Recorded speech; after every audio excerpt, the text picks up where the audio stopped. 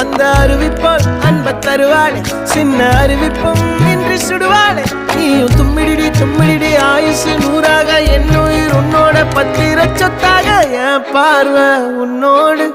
உன் பொம்மை கண்ணோடு பேசாமல் விண்ணோடு நாம் மிதந்து போவோம் காதாரா அடியா